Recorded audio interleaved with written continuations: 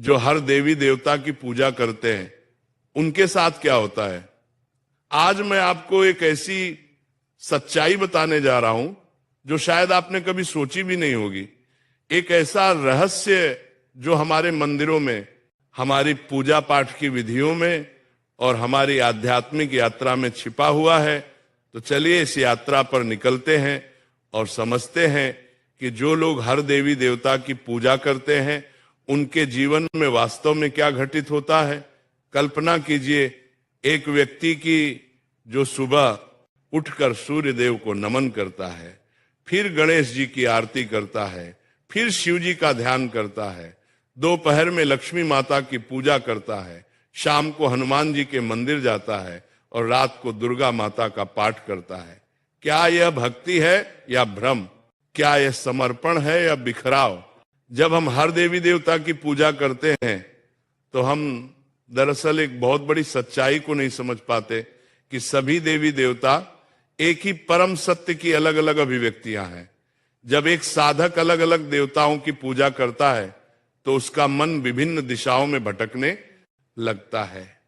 ये ऐसा है जैसे एक व्यक्ति एक साथ कई नावों पर सवार होने की कोशिश करे, अंततः वह किसी भी नाव से अपने गंतव्य तक नहीं पहुंच पाता।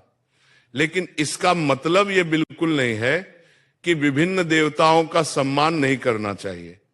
हमें यह समझना होगा कि सभी देवी देवता एक ही परमात्मा के विभिन्न रूप है और हमें अपनी साधना में एक केंद्र बिंदु चुनना होगा। मैं आपको एक कहानी सुनाता हूं।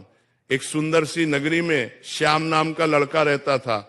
तो उसके घर में भी विभिन्न देवी देवताओं की पूजा होती थी। उसकी माताजी लक्ष्मी माता की भक्त थी, पिताजी शिव जी के उपासक थे और घर के अन्य सदस्य अलग अलग देवताओं की आराधना करते थे। लेकिन जब श्याम ने अपने गुरु श्री से इस विषय पर चर्चा की तो उसे एक अद्भुत सत्य का ज्ञान हुआ।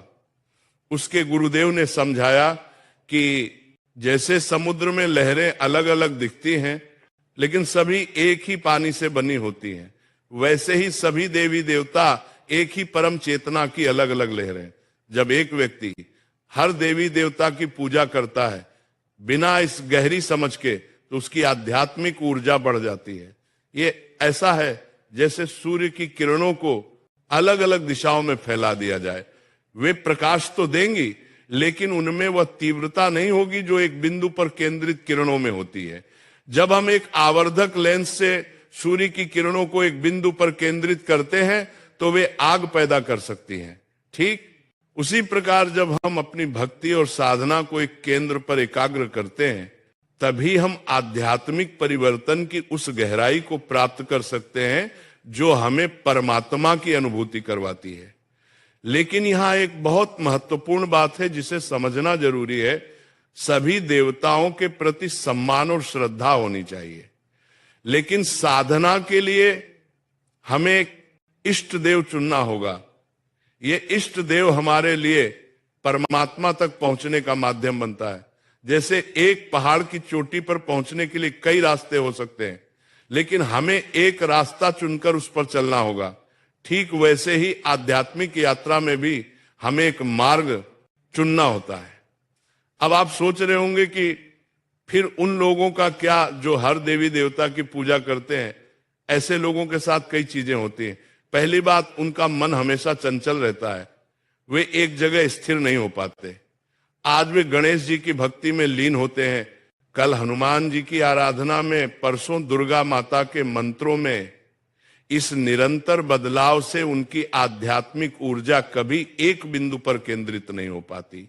यह ऐसा है जैसे एक किसान हर दिन एक नया बीज बोए लेकिन किसी एक पौधे को बढ़ने का समय ना दे, अंततः उसे कोई फसल नहीं मिलती।